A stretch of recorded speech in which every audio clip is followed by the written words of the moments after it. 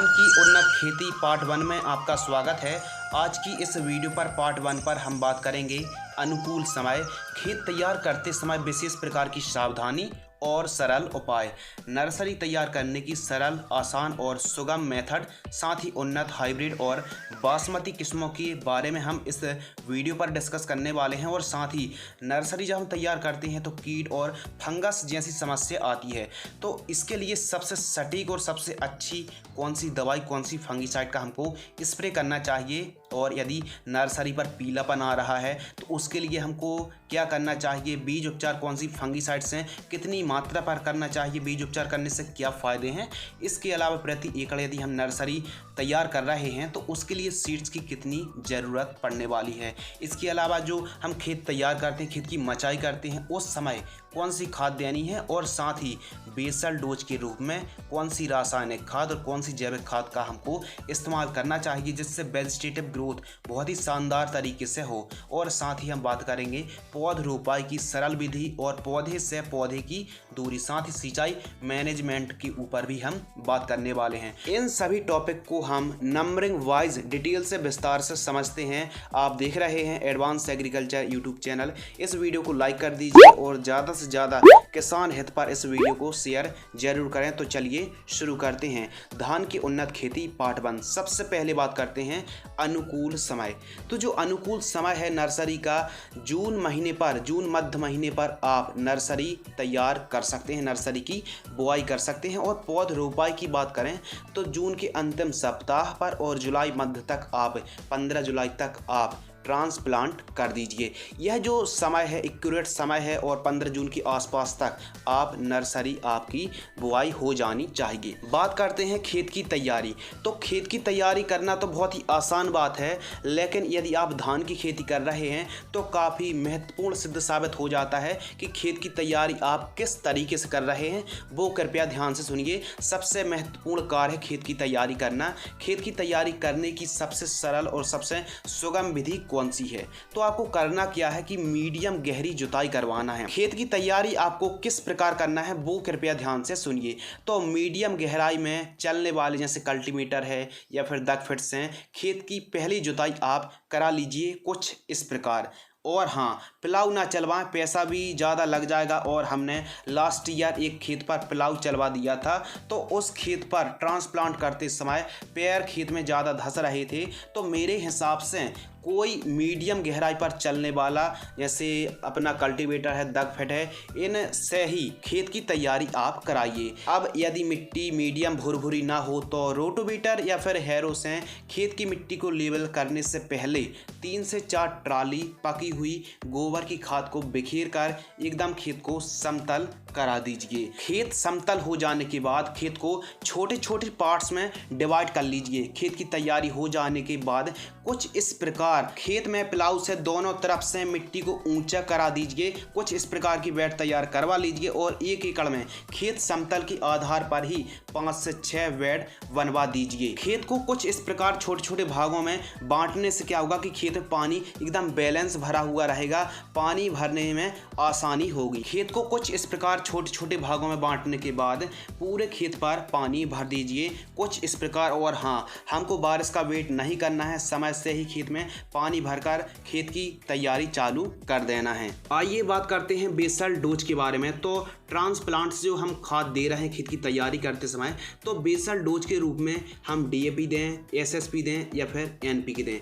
अब DAP पे di ammonium phosphate 1846 है, और वहीं अगर SSP की बात करें तो SSP पे मेन न्यूट्रिएंट और सूक्ष्म पोषक तत्व सल्फर कैल्शियम भी मिल जाते हैं। और यदि NPK 12-32-16 में बात करें तो 12-32-16 NPK का हमको रेशो मिल जाता है। किसान भाइयों के मन में कन्फ्यूजन होती है कि बेसल डोज में हम DAP लें, SSP लें या फिर NPK लें।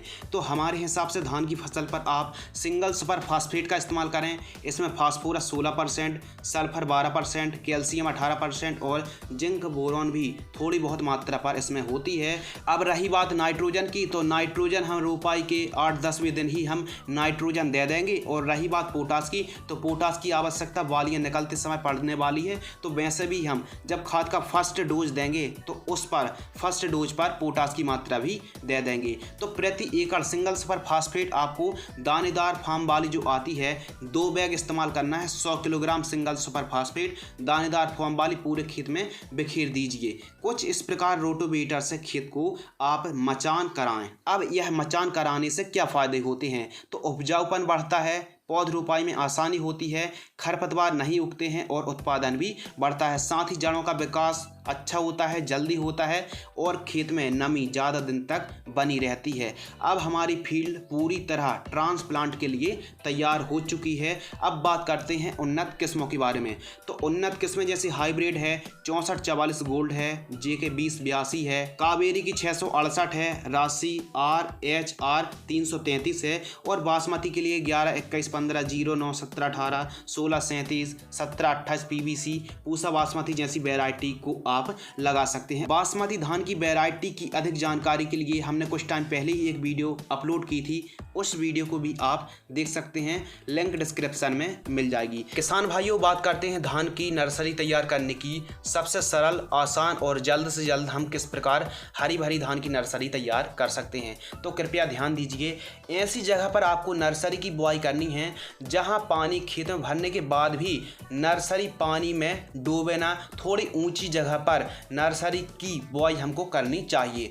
बेड बनाकर कुछ इस प्रकार की क्यारियां बनाएं और हाँ, कृपया ध्यान दीजिए 30 बाई 15 पर आपको 30 बाई 15 पर यानी 450 स्क्वायर फीट पर आपको 4 किलोग्राम की बुआई करनी है।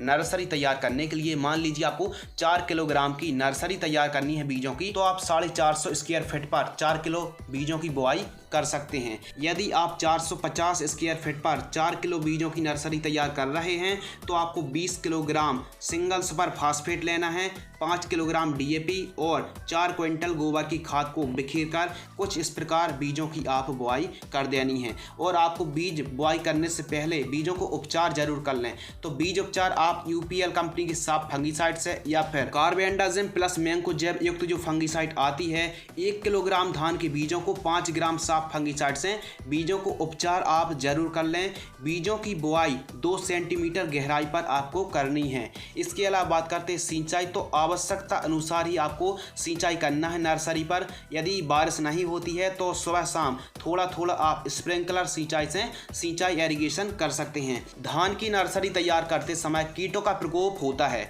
तो कीटों का प्रकोप ना हो तो उसके लिए आपको क्या स्प्रे करना है?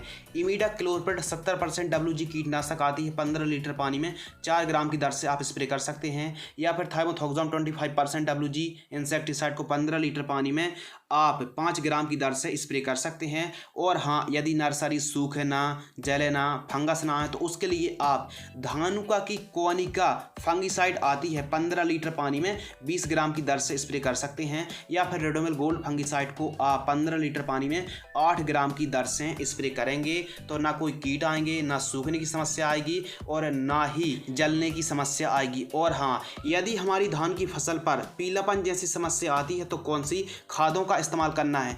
यदि हम 1 एकड़ पर 6 किलोग्राम की दर से बीजों की बुआई करें हैं, नर्सरी तैयार कर रहे हैं, तो आपको NPK घुलनशील खाद 19-19-19 को 500 ग्राम शाम टाइम जड़ों के पास देकर आप सिंचाई कर दीजिए।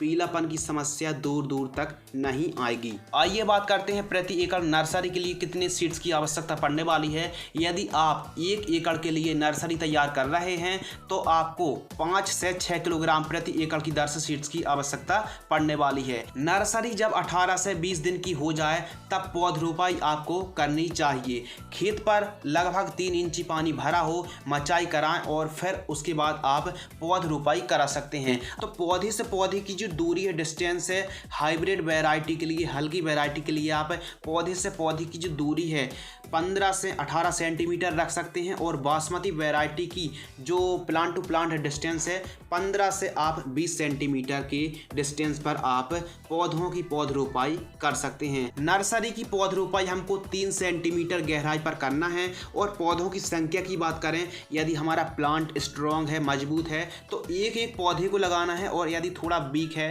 थोड़ा कमजोर है तो 2-2 पौधे की हमको ट्रांसप्लांट करना चाहिए। नर्सरी से पौधे बाहर निकालते समय खरपतवार को अलग करते जाएं और आपको ट्रांसप्लांट करने से पहले अंतिम बार एक स्प्रे जरूर ले लें, जिससे कीट फंगस की समस्या नहीं आएगी। तो अंतिम बार पर जब भी आप ट्रांसप्लांट कर रहे हैं 1 दिन पहले इमिडाक्लोप्रिड का और साफ फंगिसाइड का स्प्रे कर दीजिए अपनी नर्सरी पर। पौध रोपाई के 10 से 12 दिन तक हमको कोई भी कीटों का प्रकोप देखने के लिए नहीं मिलेगा और ना ही हमको स्प्रे करने की जरूरत पड़ेगी कम से कम 10 से 12 दिनों तक। खेत पर पानी भरा हुआ है और हमने पौध रोपाई कर दी, उसके 5 से 6 दिन बाद हमको क्या करना है, खेत का पूरा पानी बाहर निकाल देना है। खेत पर थोड़ा हवा लग जाए, जो जड़ें हैं ठीक तरीके से मिट्टी को पकड़ लें, पौधा हमारा जल्द से जल्द मजबूत हो जाए, तो उसके लिए 2 दिनों तक खेत को खाली रखना है और 2 दिनों बाद आपको फिर वापस से पानी भर देना है। ज़्यादा देर तक खेत को खाली नहीं छोड़ना है, केवल 1-2 दिन बहुत होते हैं, फिर वापस से पानी भर दीजिए, नहीं तो खरपतवार भी उग सकते हैं। तो यह सावधानी आपको जरूर रखनी है। धान की फसल पौध रोपाई के बाद सबसे महत्वपूर्ण आवश्यक हो जाता है कि खाद। पहली खाद हमको कौन सी देनी चाहिए, तो पहली खाद पर कौन कौन सी खादों का कॉम्बिनेशन करके देना चाहिए जिससे ठीक तरीके से कलनों की संख्या आए, वेजिटेटिव ग्रोथ, हरी भरी फसल रहे। तो इसकी जानकारी के लिए यानी खाद और स्प्रे का जो शेड्यूल है, इसकी जानकारी के लिए खरपतवार नाशक कौन सी स्प्रे करना चाहिए, कितनी मात्रा पर करना चाहिए, कौन सी वेस्ट है, और पार्ट 2 पर यह जानकारी आपको प्राप्त होगी। यानी खाद का शेड्यूल, स्प्रे का शेड्यूल और जितने भी प्रकार के फंगस आते हैं उनके लिए सबसे बेस्ट फंगिसाइड कौन सी है जो काफ़ी अच्छा रिजल्ट देगी, कम खर्च पर ज़्यादा अच्छा काम कौन सी कीटनाशक कौन सी फंगिसाइड करेगी, इसकी जानकारी के लिए धान की फसल पर कम से कम लागत पर ज़्यादा मुनाफा, अधिक प्रोडक्शन और अच्छा रिजल्ट देने वाली खाद दवाइयों की जानकारी के लिए आप पार्ट 2 का इंतजार कर सकते हैं। यदि आप इस वीडियो को ज़्यादा से ज़्यादा लाइक और ज़्यादा से ज़्यादा किसान हित पर, किसान भाइयों तक इस वीडियो को शेयर करोगे तो बहुत जल्द हम पार्ट 2 लाने की कोशिश करेंगे। तो अधिक जानकारी के लिए आप चैनल को सब्सक्राइब कर सकते हैं। आप हमारी वेबसाइट advancedagriculture.in पर भी विजिट कर सकते हैं। तो मिलते हैं कुछ और इंटरेस्टिंग, महत्वपूर्ण, नई और नॉलेजेबल जानकारी के साथ। तब तक के लिए जय जवान जय किसान।